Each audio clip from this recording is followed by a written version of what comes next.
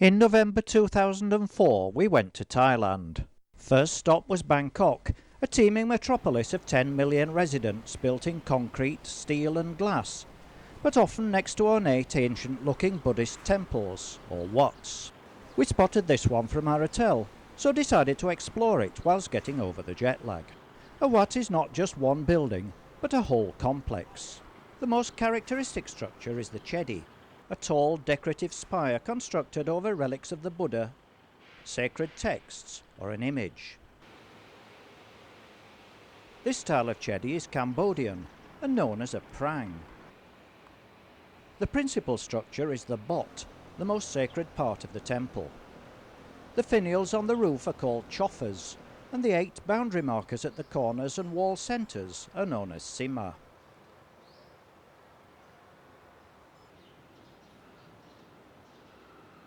All the buildings are richly decorated with gold leaf, ceramic tiles and mirrors.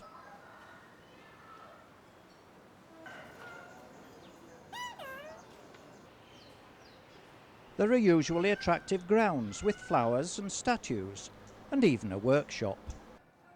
This was the first of many wats we were to see, and turned out to be a very minor one, completely surrounded by some of the world's worst traffic, 24 hours a day.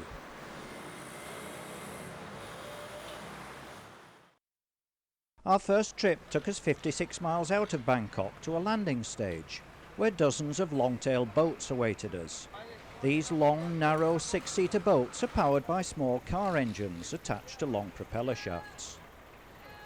We climbed aboard and set off at a sedate pace down the canal.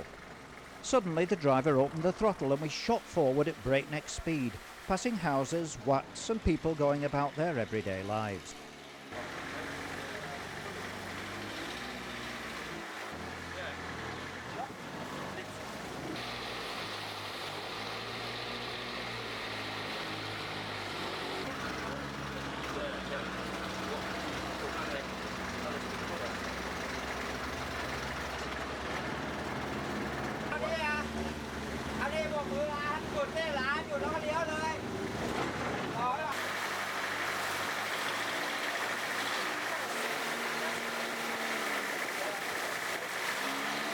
Rounding a final corner, we arrived at Damner Sadwak, where the river was lined with shops.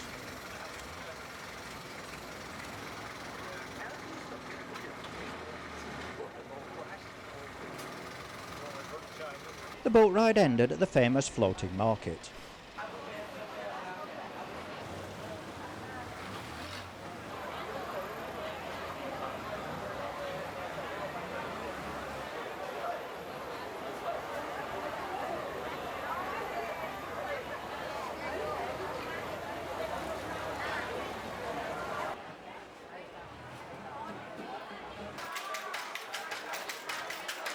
Some of it was on land, but the real action was the boats, from which you could buy anything, including lunch, at prices so low that we couldn't bring ourselves to do the bartering that the Thais expect. If you see something you want, you just call to the trader and they float across to sell it to you.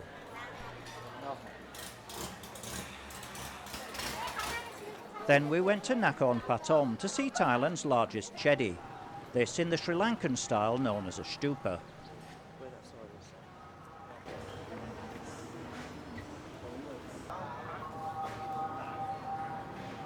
We were encouraged to sign our names on a large monk's robe, which was to be draped around the chedi to bring us luck.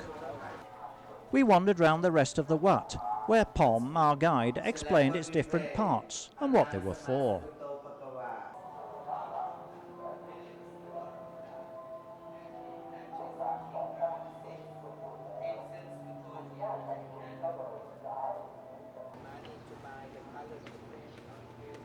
Inside the buildings are Buddha statues, normally a main one and several smaller attendants.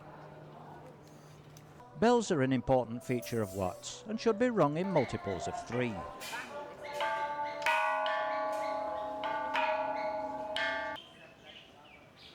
Monks wear traditional saffron robes.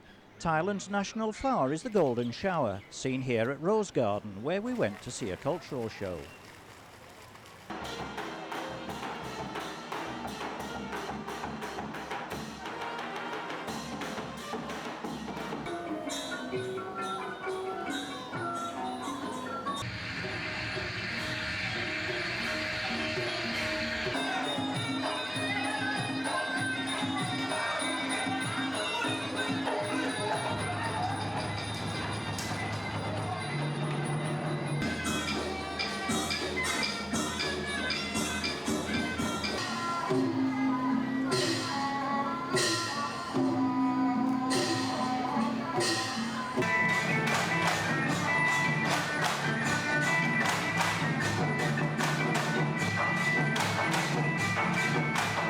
After the show was a display of working elephants.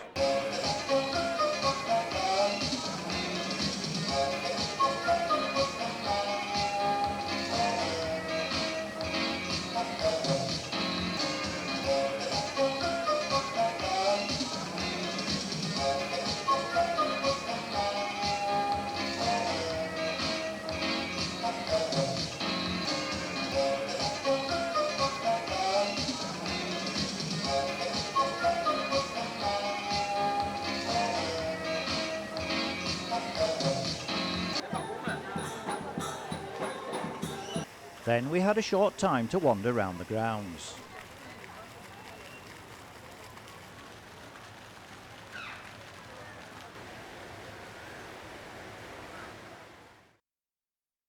Our second trip took us on a bigger longtail boat with a much bigger engine.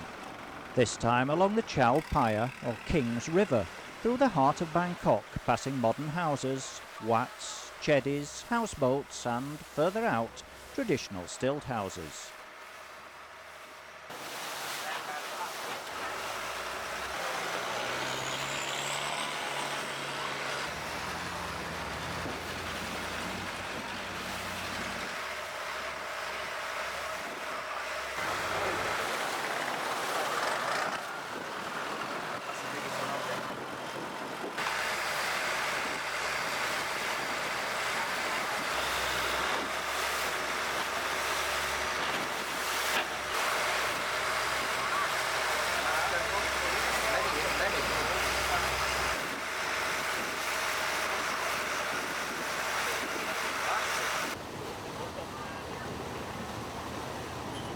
Then we changed to a converted rice barge, where we were introduced to a wide range of local fruits, including some we'd never tasted before. The return journey took us past ultra-modern hotels, offices and apartments.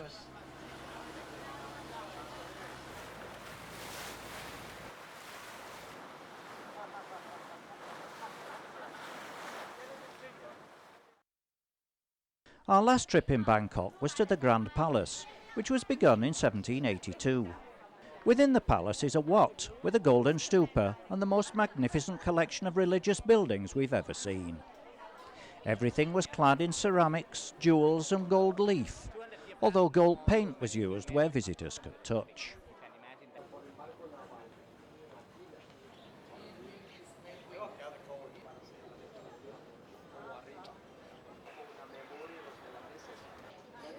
The model of Angkor Wat in Cambodia was built from descriptions passed down 3 generations after the Siamese kings were banished. The original Siam encompassed large areas of Indochina, including Cambodia and Laos. Most of the country was occupied and colonized by foreign powers. In 1939, what was left of Siam changed its name, using the Siamese word for free, Thai, to become Thailand.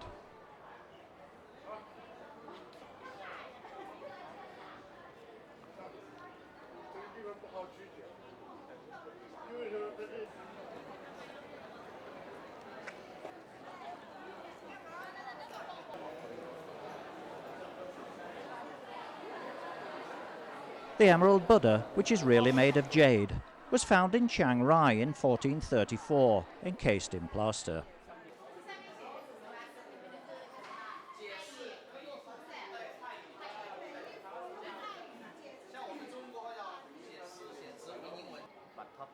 In the main palace area, the Chakri Mahapasat was built in 1882 by King Rama V of King Ai fame.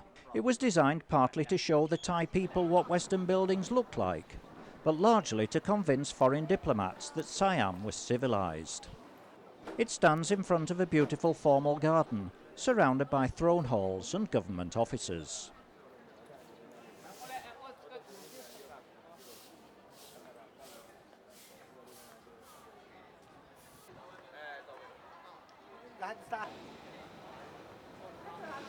We formed the first kingdom named Sukothai 7.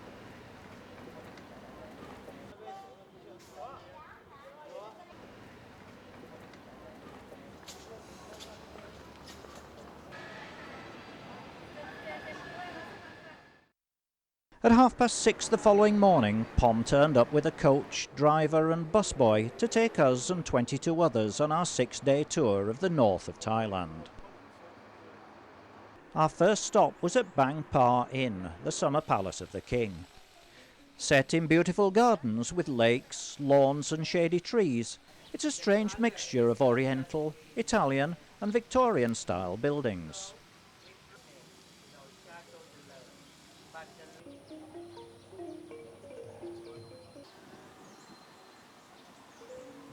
In one of the lakes is the beautiful Thai-style pavilion.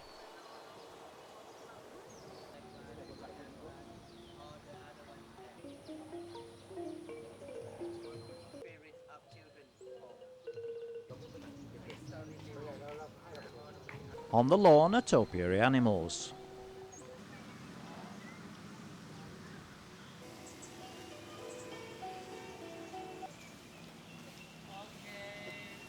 The Palace of Heavenly Light was built by the Chinese in 1889 as a gift to the king.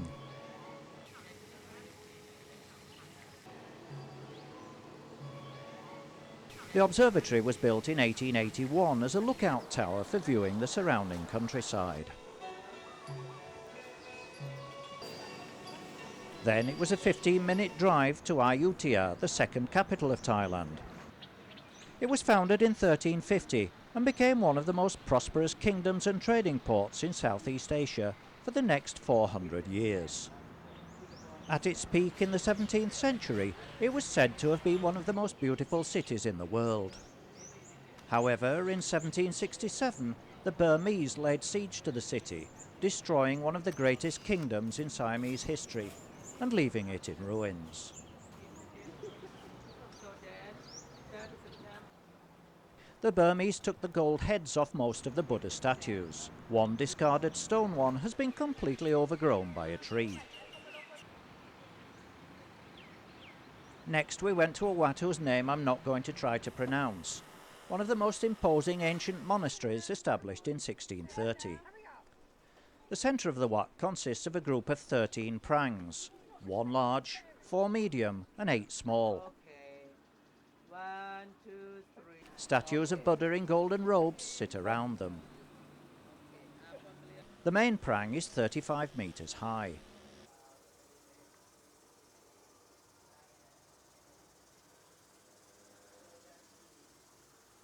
The 120 Buddha images in the gallery were originally gilt lacquered.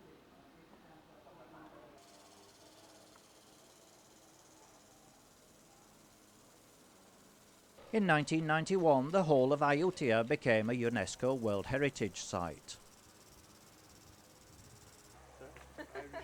On then to another temple with Chinese-style Buddhas decorated with gold leaf at the entrance. This wat has been fully restored. Worshippers burn incense and leave offerings. Inside is a 60-foot-high Buddha image draped in a colossal saffron robe. So enormous is this statue that its dressers could take a break hidden behind its fingers.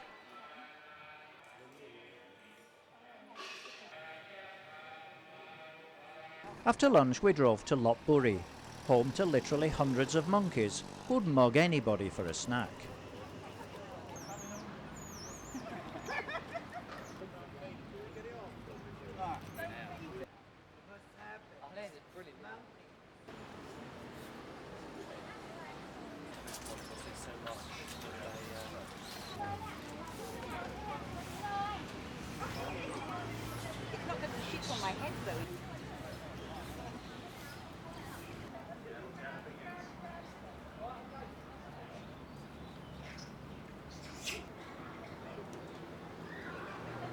The final temple of the day was at Phitsanuloke, 3 hours further north.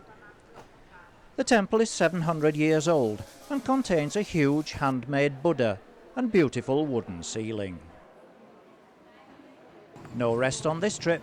Straight after dinner, a fleet of illuminated rickshaws arrived at the hotel to take us on a tour of the town of Phitsanuloke.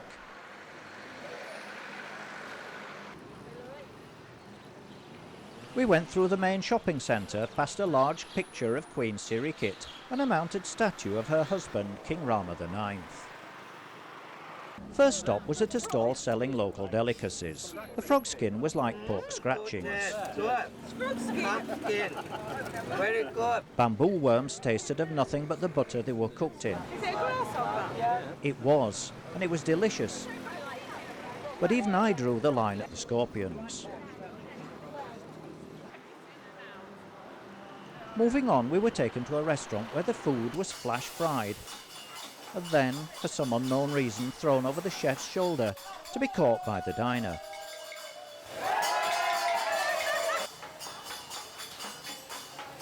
If you didn't catch, you didn't eat. Finally, the rickshaws took us back to the hotel for a well-earned night's sleep. At 7:30 the next morning, we checked out of the hotel and were driven to Sukothai. It was founded in 1240 and is so large that we were taken round in an open-sided bus. For hundreds of years, Sukothai was a lost city in the jungle until discovered in the late 19th century. It's now a UNESCO World Heritage Site. Sukothai was the first capital of Siam, and the Buddha images here are regarded as the most beautiful and original to have ever been produced in Thailand. The old city and its surroundings is a National Historic Park containing the ruins of almost 200 wats, manicured lawns and lotus ponds.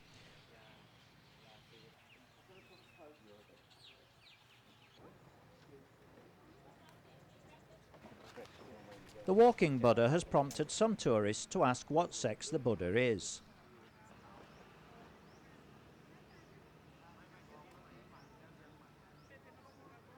Then we went on to Sri Phitsanuloke, the twin city of Sukothai. The rickety bridge led to the Wat Chang Lom, or elephant temple, so called because of the many elephant statues round the base.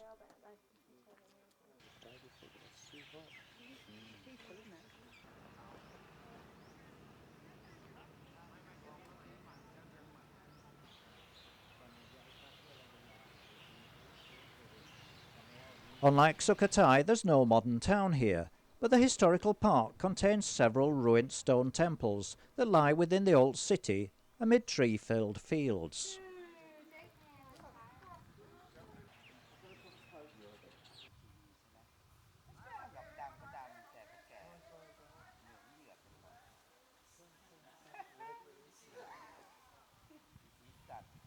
But on the other part of body, Buddha producing the electricity powder.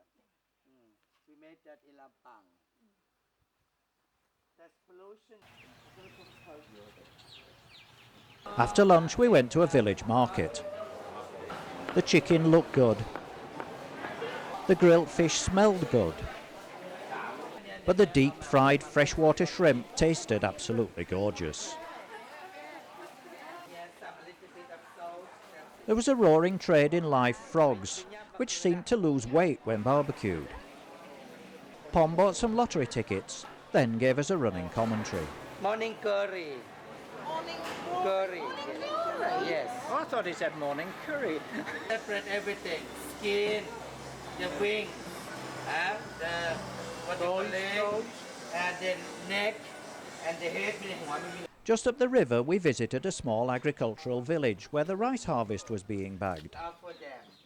Cookie, and then The better houses are built of teak. The primary livestock are cattle. You only have to photograph one child and the whole football team turns up to have theirs taken. Our hotel for this night was the Lampang River Lodge on the banks of the Wang River, where we stayed in typical Thai-style chalets set amongst beautiful tropical gardens.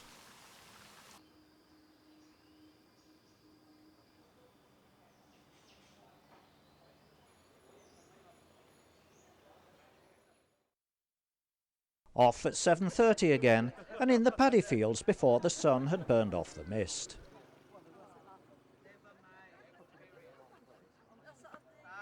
Here we were shown how rice is harvested by hand.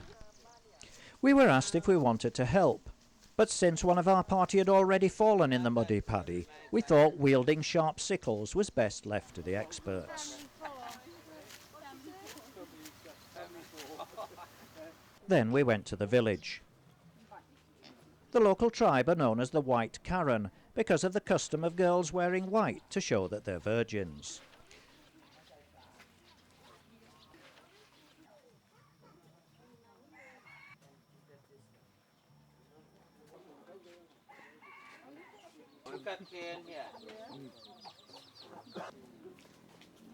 The married women spin and weave cotton to make into scarves to sell to the tourists for about £1.30.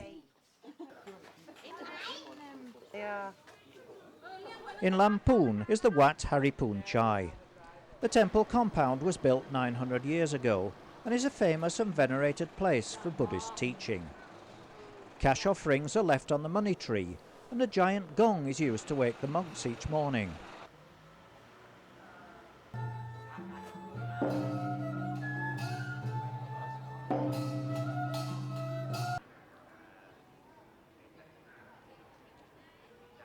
Devotees light candles, incense and fireworks.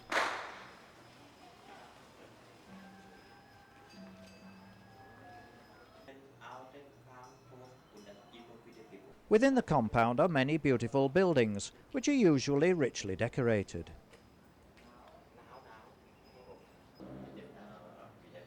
You can go inside but must take off your shoes. Preparations were underway for a visit of the king the following day, but I don't think the band was going to be ready. At the Home Industries village in Chiang Mai, we went to an umbrella factory. The glue and the bamboo. Here we were shown how they were made and decorated.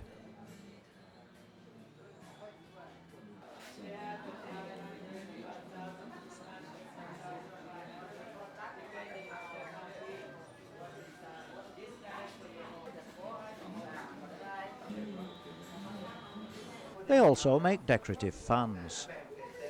Next door was a wood carving workshop where craftsmen were making outstanding furniture at very reasonable prices.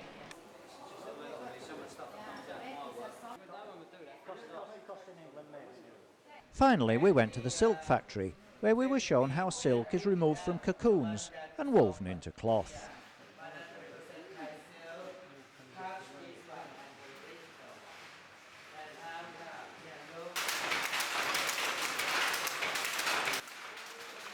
We spent the next 2 nights in Chiang Mai.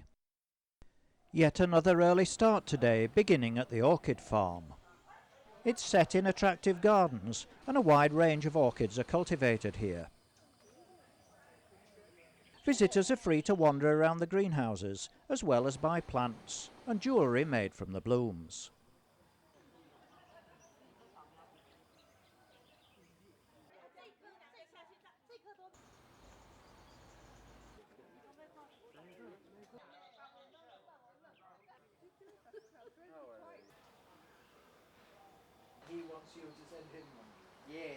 At the top of a 1,000-metre hill is Doi Sutep, Chiang Mai's most famous temple.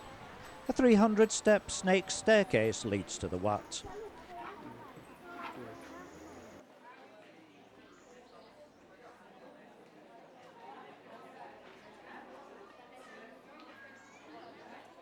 Not only did we have to take off our shoes, but our knees had to be covered as well, even if that meant wearing a skirt. The temple dates from the 16th century and contains 2 magnificent cloisters and sanctuaries filled with gilded stupas and a 24-metre high golden chedi.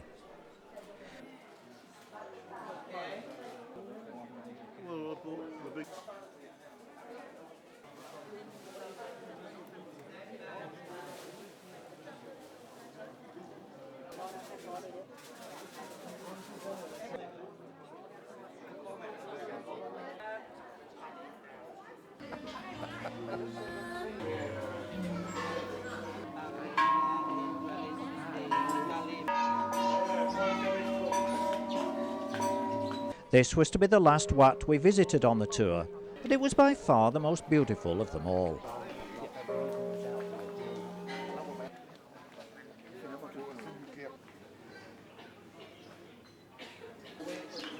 Okay. As we left, girls from the local hill tribe posed for photographs on the staircase. Pom bought some lottery tickets. Then we went for a drive around Chiang Mai's city moat, which was being prepared for Loi Kratong. More about that later.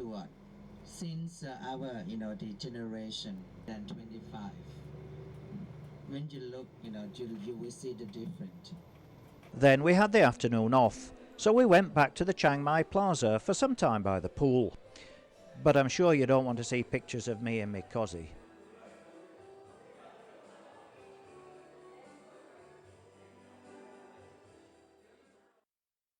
An even earlier checkout this morning and straight to the Mai Ping elephant camp.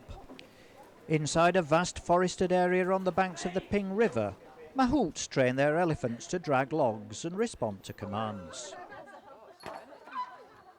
The young tusker is called Boona, the only form of transport to be fueled largely by bananas.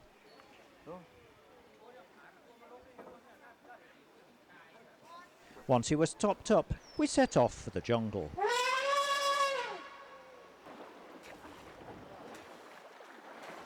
First we headed downriver, the mahout guiding Boona by gentle pressure on his ears.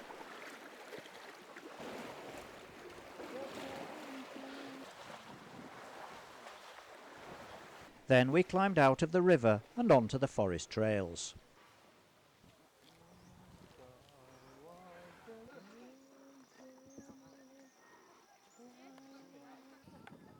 All along the route were filling stations, where Boona topped up again, this time using sugarcane as fuel additive.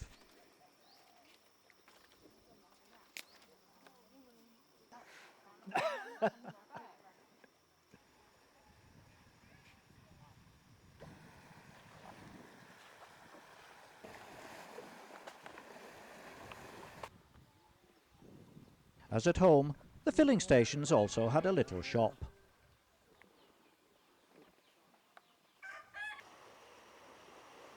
After about an hour we recrossed the river and headed back to the camp.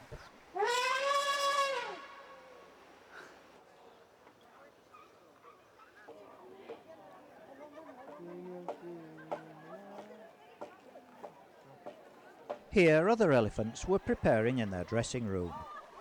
Fans were allowed to meet the stars, and then it was time for the show.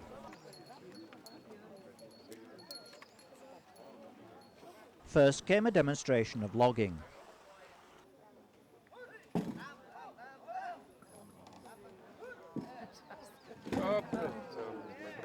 Then a quick dance before a masterclass in flower painting.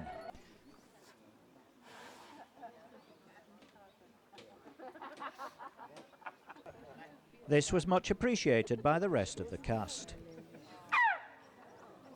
After a few gymnastics, it was time for a Thai massage, though sooner him than me. Football is universally popular, and not just with humans.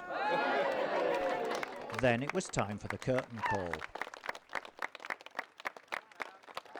Back on the river bank, a fleet of bamboo rafts awaited us. We boarded with some trepidation. Our boatman punted us out into the river, which we shared for a while with the elephants.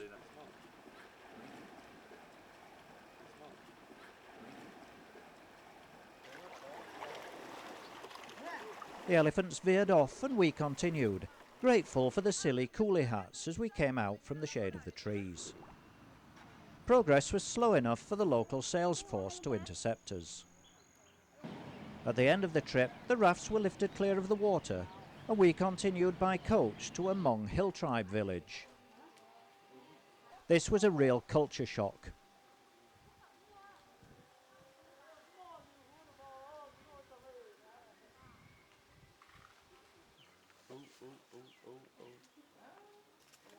In the midst of all this poverty, the ladies make beautiful clothes for their daughters.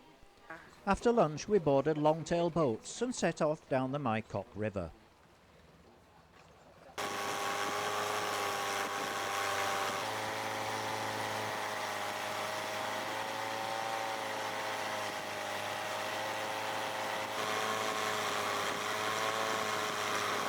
A short distance downstream, we stopped to visit a small village.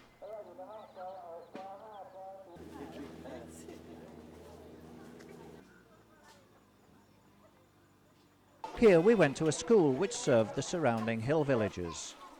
Once again, the children crowded round for photographs, although what they really wanted was the hotel toiletries we'd been asked to bring with us.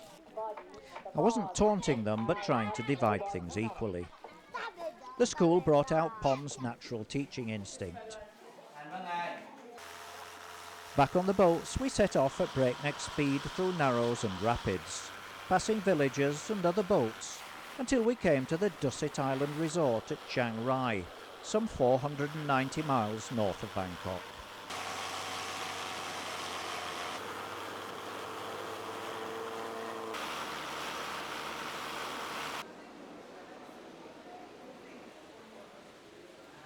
It was just time for a dip before dinner and bed.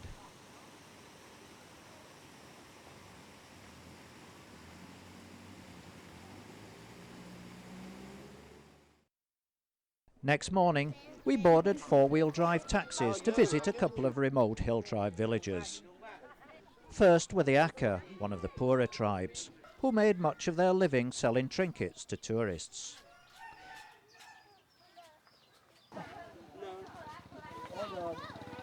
Hill tribes seem to be outside normal Thai society and need special passes to work in the cities.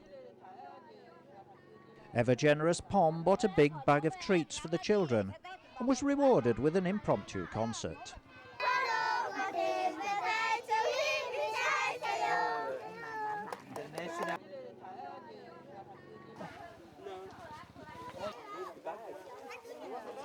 Continuing down the dirt road, we came to the Yao village, one of the more prosperous tribes. The Thai tradition is to eat 6 times a day, and Pom was always a traditionalist. Back to the coach, and on to the northernmost point of Thailand, and the bridge which separates it from Myanmar, formerly Burma. Not far away, the Mekong River and its tributaries separate Thailand from Burma and Laos in an area known as the Golden Triangle, gold being the currency used in the once flourishing drugs trade in this area.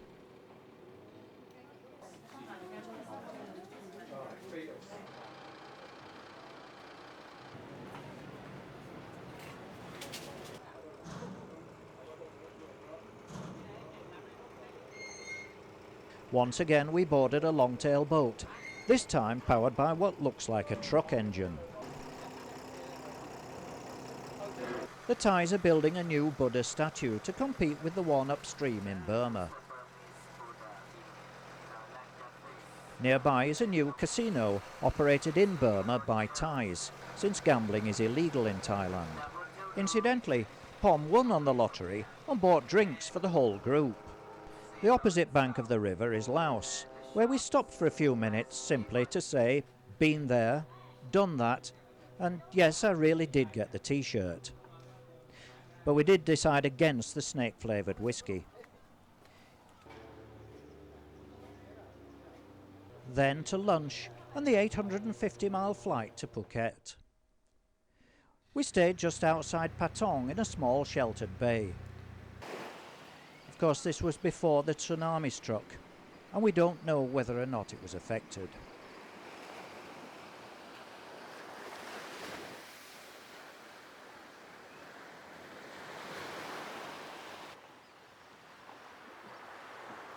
The beach was alive with hermit crabs.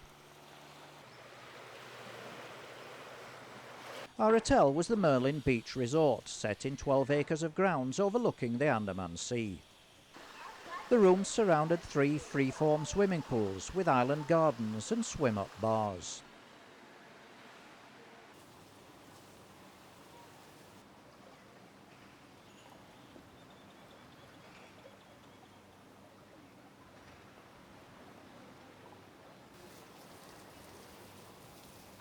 The pools are connected by canals which run through one of the 4 restaurants.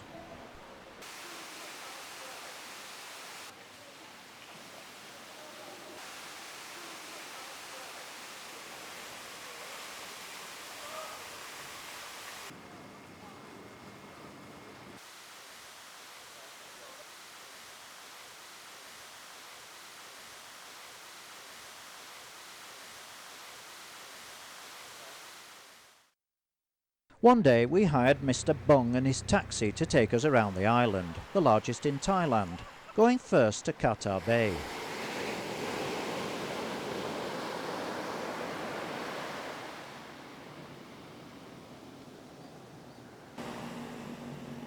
Then we went up to the viewpoint, from where we could see up the west coast, and inland where it's heavily forested.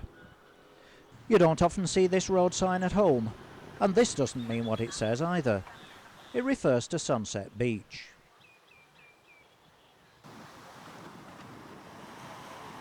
Trying to avoid the main tourist areas, we asked Mr. Bung to take us to Bang Wat Dam, which was nice for him as he'd never been there before.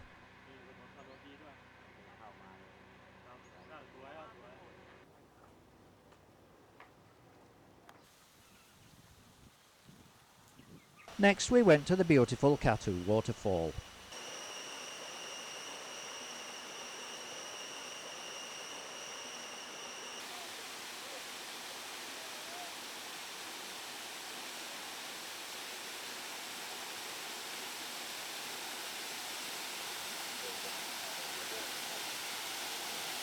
A flight of steps runs up the side of the falls. Mr. Bung got overheated and chickened out halfway up, but we struggled on to the top.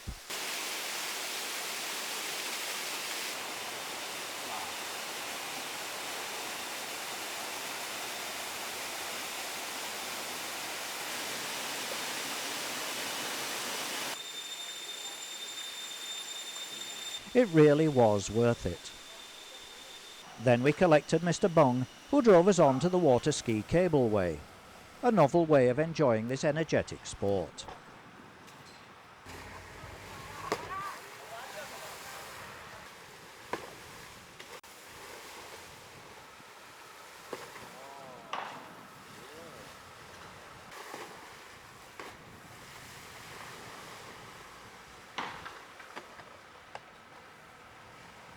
Then it was back to the hotel for the final evening.